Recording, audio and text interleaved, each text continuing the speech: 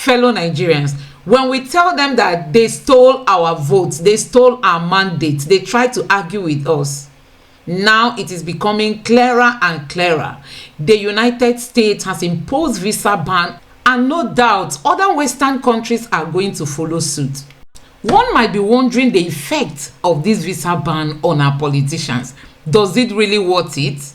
A lawyer is here to explain. Listen to this. Being denied the access to the United States of America, sometimes it sort of increased, enhanced security in other countries to which they are partners. Well, that would be more effective, wouldn't it? That's exactly what they do. So, for example, if ordinarily, as a private citizen or a government official, you travel to the UK and you have a seamless security checks while you go in, with visa restriction on you to enter the United States, unknown to you, there are enhanced security checks that you find in our countries to which the American people have a partnership. But it also opens the person up and exposes that person to deeper background check in terms of the assets you have outside of the shores of the country, your communications and who you're communicating with, who are your medical service providers, where do you go and whatever you do. So it is like the case of somebody who has been, placed under a watch list. That's what it means. But there is even a broader aspect. The Nigerian youths wanted a change, and they wanted that change to come, through the ballot boxes. And that's why they came out en masse to cast their votes. But we all know our politicians sold our mandate. Our politicians deprived us of our mandate. And do you know what? They must pay for their sins. They must pay for their sins.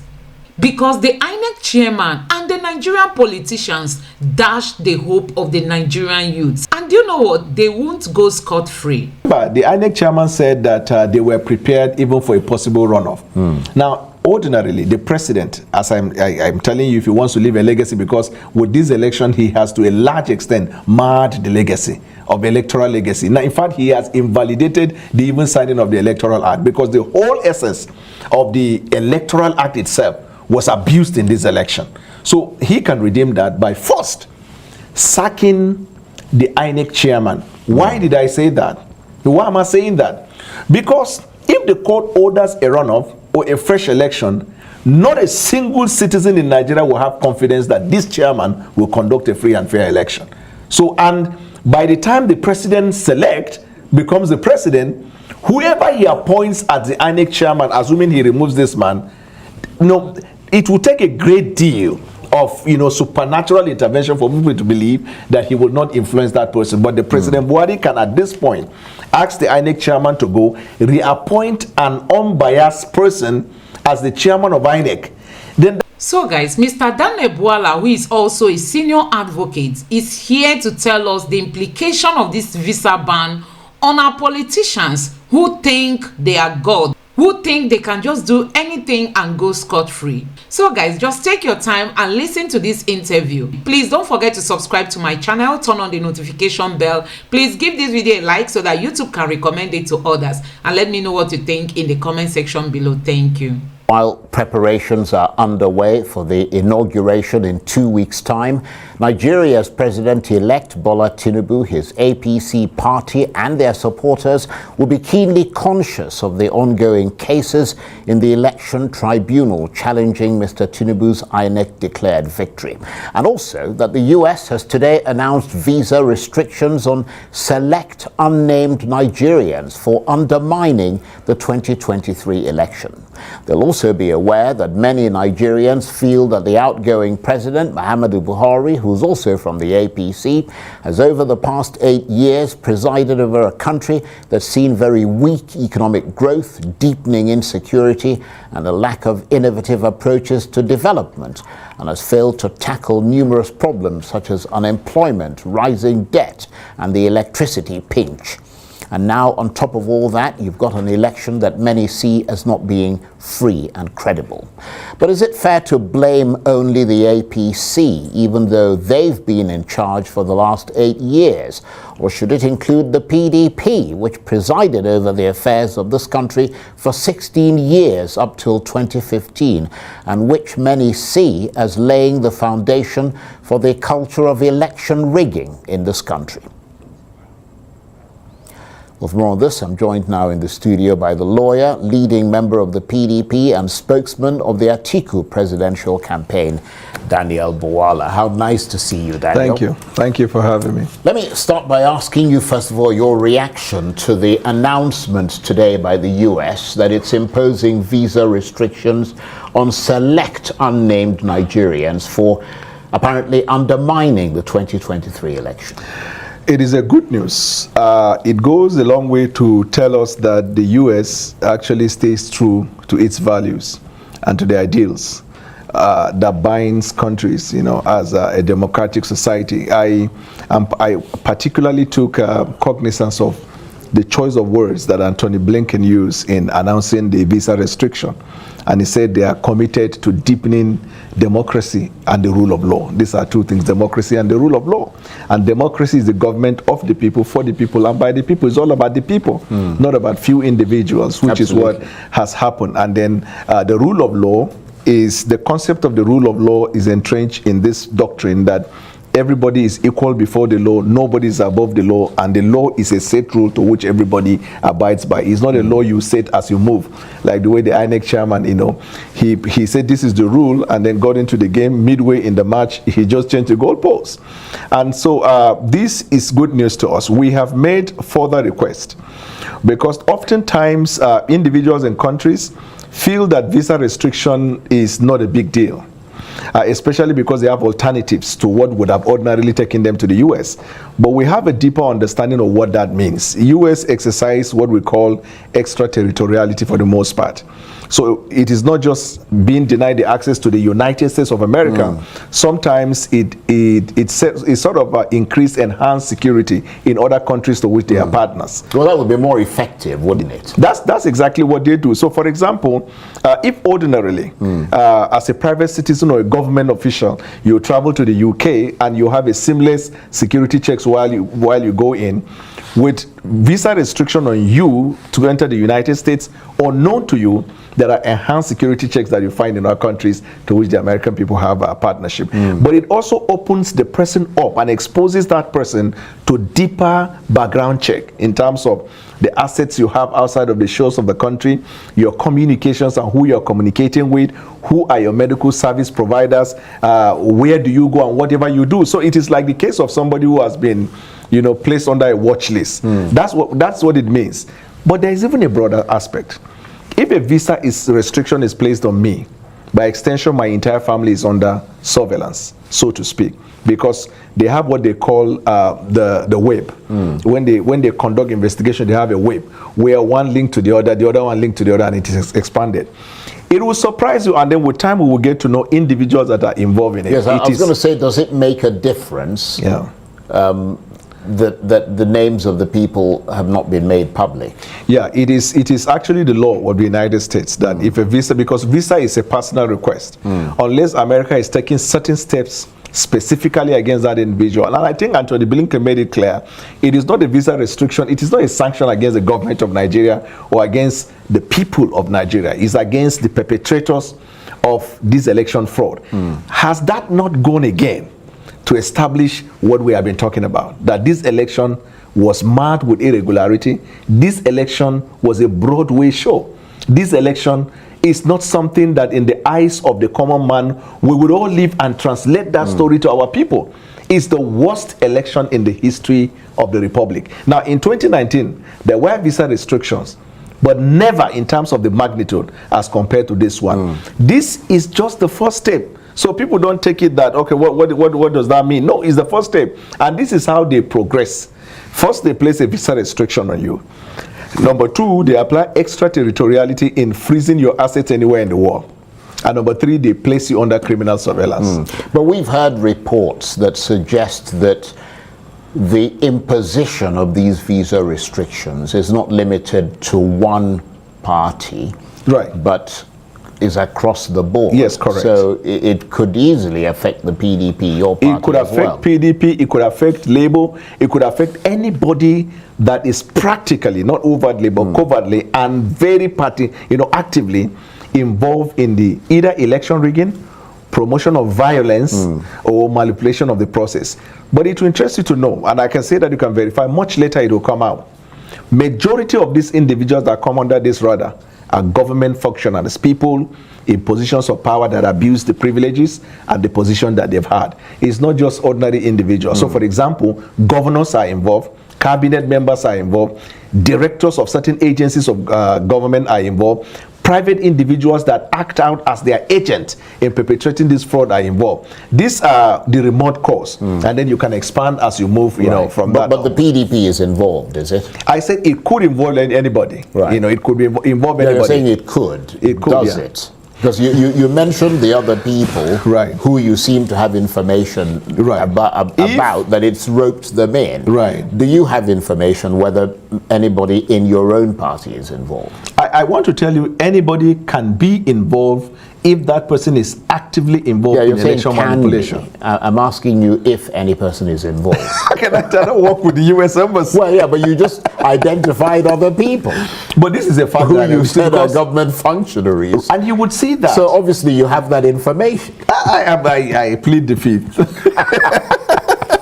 I like that. Well, your party, the PDP, has suggested that the last 8 years have been the worst of times for Nigerians in terms of rising insecurity, deepening poverty, worsening unemployment, increasing debt, and now weakening processes of democracy.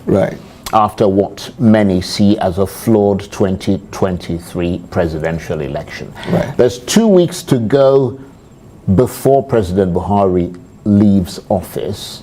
What can he do now to shore up his legacy, or is it too late? So, partially late, but there are some things he can do, especially in the area of entrenching or strengthening the confidence of the electoral body. You see, because right now there is election petition in court, and there are possible outcomes, one of which could be the ordering of a fresh election or runoff, whatever it is. Well, he can't do it until the courts decide. But the government has to be ready.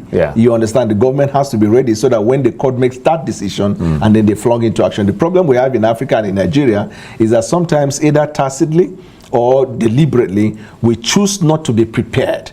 Because I remember the INEC chairman said that they were prepared even for a possible runoff. Now, ordinarily, the president, as I'm telling you, if he wants to leave a legacy, because with this election, he has to a large extent marred the legacy of electoral legacy. Now, in fact, he has invalidated the even signing of the Electoral Act, because the whole essence of the Electoral Act itself was abused in this election. So he can redeem that by first sacking the INEC chairman. Why did I say that? Why am I saying that? Because if the court orders a runoff or a fresh election, not a single citizen in Nigeria will have confidence that this chairman will conduct a free and fair election. So, and by the time the president becomes the president, whoever he appoints as the INEC chairman, assuming he removes this man, it will take a great deal of supernatural intervention for people to believe that he will not influence that person. But the President Buhari can at this point ask the INEC chairman to go reappoint an unbiased person as the chairman of INEC. Then that person will begin the process of preparing for a possible runoff. Because there are other issues around disqualification, which of course the effect will be that the person who came second will be declared as the winner and the INEC will be asked to issue. These are issues, these are possibilities. But the government must never be sleeping, knowing that the case is in court and there are possible outcomes that will come. This is one way by which it will redeem the already, in my opinion, well, some image. have suggested that since the INEC chairman was the one who presided over the election, he should see the court challenges through before he leaves office. So INEC is an institution. INEC was sued as a legal personality, right? It is not just Professor Mahmoud. He has not been in court. And he has been able to, I don't know if he's able to get that, to raise 4 billion to defend the case. I assume that if you have conducted, in your view, free and fair election, you probably should have legal department going to court, because what vested interest do you have other than to say, I conducted a free and fair election? But when you see somebody saying, I need 4 billion to defend that, it goes a long way. But that's one. Number two, in my view, and quite frankly, is that the election can, the petition can successfully be prosecuted with or without INEC chairman as a person, because INEC as an institution is the one that conducted the election. In fact, if you look at the electoral, like for example, section 60 or 64, where it talks about power of INEC, the commission, that's what the law says, to review the result. This is a salient provision in that electoral act to which this man refuses and turned blind eyes to it when he was asked. And in the other elections following, like in the governorship elections and the National Assembly elections, where complaints were made about certain polling units and places, he exercised the same power he refused to exercise in the presidential. You saw what happened in Adamawa. You saw what happened in other places. He reviewed the complaint and ordered another election. It is the same law that applies to the presidential. When he was asked during the process, why don't you consider this and then address the issue?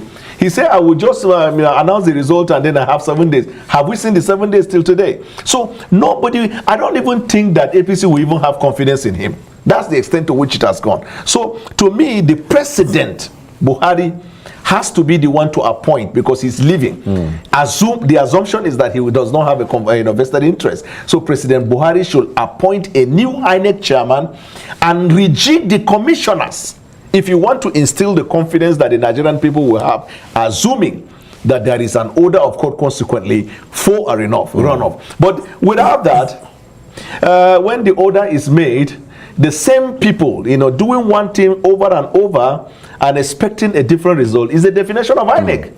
And beyond the INEC chairman himself, is there any role that you see other institutions of state playing whilst these election challenges and litigation is going on in a situation where, as we said, INEC creates the mess and the courts clean up that mess? Right. So when the court is presented with the opportunity, as has always been, to not only provide check and balance to the other institutions of the state, but correct the polity. And over the years, we have seen how these courts in Nigeria have, in the interest of public safety, public peace, and national security, corrected so many anomalies.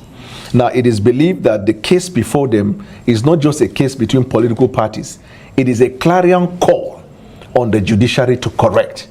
And like I've always said, the facts are clear, the law is clear. We don't discuss the strength and weakness of them.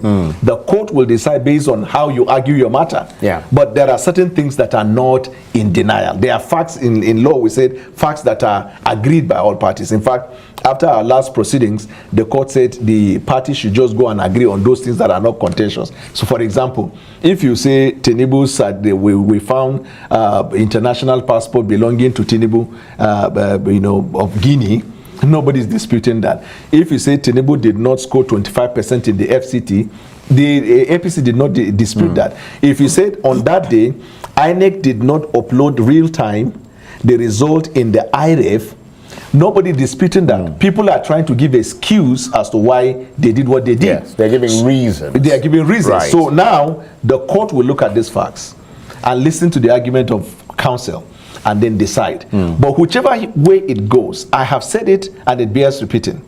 We have confidence in the judicial system in Nigeria. Over the years, they have played their part. There are one or two in the individual in the judiciary that have like bad eggs. They create problem for the system.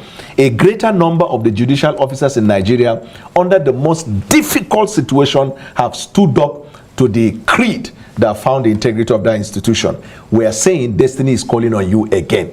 Here is what we have said, that interference with the very essence of the rule of law is that there is non-interference by not just the federal government but the institutions of the federal government. So for example, when the court sits to determine a matter, there are institutions of government that preserve the state. You can find law enforcement, you find INEC. The other day I was in your show, I talked about the Broadcasting Commission and the tacit intimidation that they bring. They are finding weak journalists who are money journalists and trying to see if they can compromise them. But Nigeria has had and we still have credible journalists. They are you can't impeach their character. And so these individuals and the judges and the Nigerian public, we are saying don't use the institution of the state to harass people. We from the opposition too, don't use the institution of state and be monitoring. Well, I'm snoring, you are calculating how many snores I make simply because I'm from the opposition. And one funny thing, Mr. Charles, I will tell you this, is an irony which we haven't learned in Africa. Today, the president of Nigeria sits as the commander-in-chief. He will leave this government. Few months after that, he will be a private citizen in court defending a case against him. He will need to now rely on the integrity of the judiciary. He would hope at that time that the government does not use anything against him. This cyclical effect we still have not been able to learn. Even directors and heads of agencies of government, they use power today to the fullest, either for good or for bad. Tomorrow the same power is used by their successors against them, and they come to us, the lawyers, to defend them. And they go to the same institutions like the judiciary and seek for redress. We must get it right. And for us as People's Democratic Party, like I said, not just excited about the steps that the American government is taking, and we believe that their counterpart will follow in ensuring there is no interference.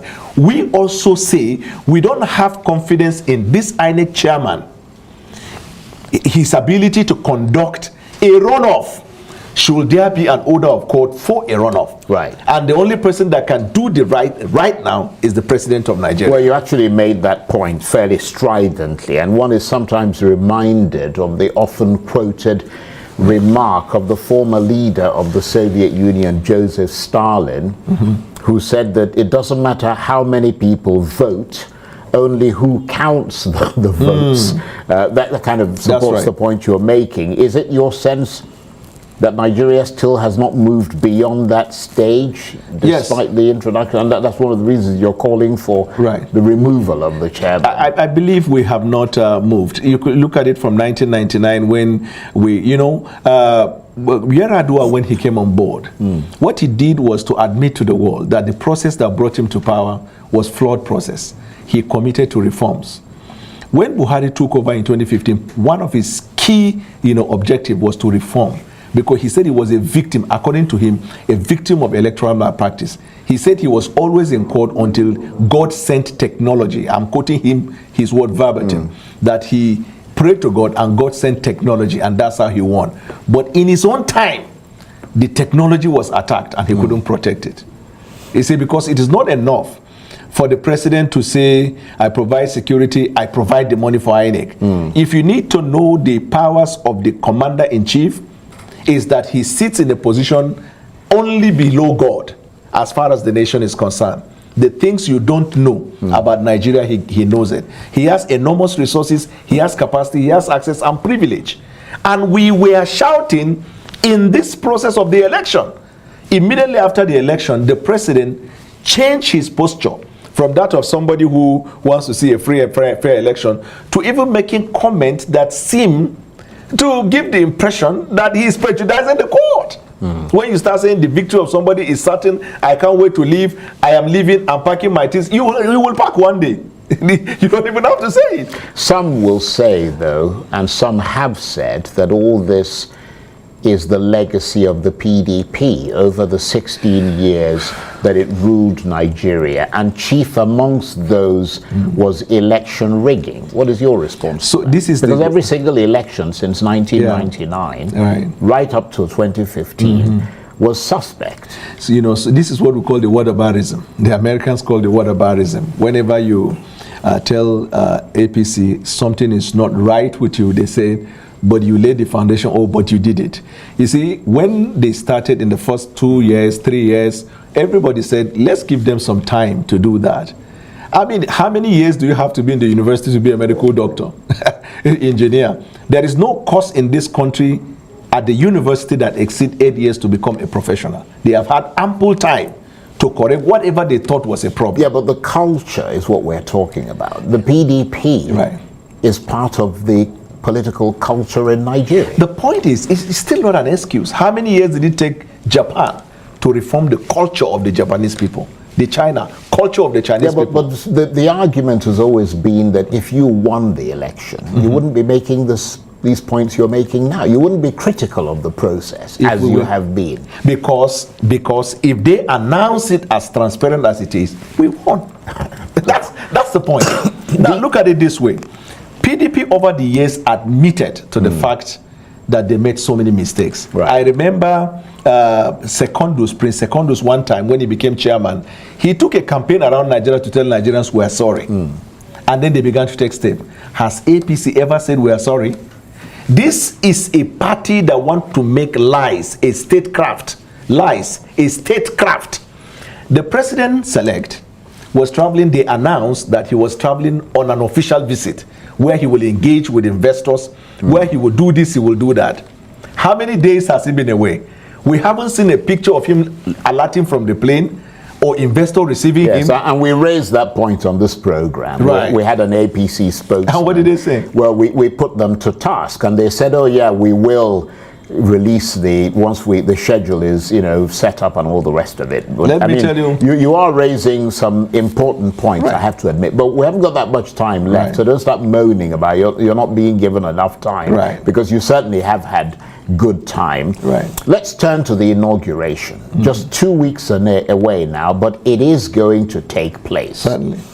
Do you see any hope at all on the horizon? Any cause for optimism that a new leadership is coming in and perhaps should be given a chance to remake Nigeria? So this is up to Tinubu, quite frankly, when at least he will become a president on May 29, and he will have about 6 or 7 months before he will be sacked, and then we will come and take over the power. I'm a realist, and I'm also a Democrat. I don't believe in ambushment. There is nothing constitutionally that suggests, as we're moving, that Tinubu cannot be sworn in as the president unless there is an order of court or this court that sits that has been asked to give the privilege for them to argue Section 134. So if the Court of Appeal gives that opportunity and holds the view that 25% in the FCT is sacrosanct, then there won't be swearing in. Because once you do that, you're going to then cancel the election without having to go into the details of the petition. But we don't know whether that is going to happen. So if it does not happen, and there is no any order to stop that, then Tinubu will have to be sworn in consistent with democratic ideals. But as per what he makes out of the leadership, is up to him. He can decide to come into government with a reconciliatory spirit and make some progress. Or he can decide to come to government with the hope of suppressing those who will continue to insist. Because you see, that's the bad thing about our law. Ordinarily, petitions ought to have been determined before 29. Now the law does not permit that. So after he becomes a president, it does not take away the fact that we have a petition in court, and we're going to maintain the same position we maintain for the time it will be till the court decides. Okay, we've got about a minute or so, sadly. Right. What will you be doing on Inauguration Day now that the die appears to have been irrevocably cast and the swearing in will go ahead? I mean, how deflated will you be? Well, to me, it's not a case of being deflated or how I'll feel. On the day of inauguration, if Tinubu succeeds and he's inaugurated, after that day, I will congratulate him as the president, because that is law, right? But I will maintain the position where opposition and that election was stolen, right? On the day of election, on the day of inauguration, what will I be doing? I'll be praying for Nigeria, because Nigeria is in deep shit. Nigeria is in deep shit. Well, and there is no way. You shouldn't so use guys, that when we word. tell our Really politicians not to that's play what we with the call Nigerian youths, they NTBB, think, not to be broadcast. we are just So joking. on that note, I It's want no to longer thank you very much business as indeed. usual. Although all Things the have other changed. points The you made Nigerian were, youths have woken up, I mean, because some would we can't just say that remain they were like this above forever. board, but Things that must particular change. word Other is not countries to have be been Nigeria is in a progressing. deep mess. Nigeria can't just that's stay a in a better word. stagnant On that position note, I without want to moving thank you an very inch. much We say indeed. no to Daniel that. Bwala is a And that is lawyer, why we are leading calling member of on the all PDP well-meaning and Nigerians spokesman to of the join the Atiku obedient presidential family, so that we all can rescue Nigeria. Honestly, this election did not go as promised. INEC overpromised. INEC knew they were not going to deliver. INEC chairman knew he was not going to deliver. And INEC as a body knew that it was not going to deliver, because, they have staff with questionable characters among them. And still, they didn't take their time to do their screening. They didn't take their time to remove the bad eggs in their midst. They allowed all those and used 4 billion. Can you imagine? Can you imagine erecting a 4-story building, without a foundation? That was exactly what the INEC chairman did. This man used almost $4 billion, for this election. And at the end of the day, look at what we got, because they were not ready for it. They were not prepared for it. And INEC chairman had the guts to tell us that he conducted a credible election. Nigerians, you can all see the United States has taken, you know, this giant move to rescue our democracy. At least with this visa ban on the Nigerian politicians, most of them will want to think twice, because we all know they have their properties, their investment, they have their medical care, you know, in the US. And now that they've been banned, who knows where else they will be heading to. So guys, let me know what you think about all this in the comment section below. Please don't forget to subscribe to my channel, turn on the notification bell. Please give this video a like so that YouTube can recommend it to others, and let me know what you think in the comment section below. Thank you.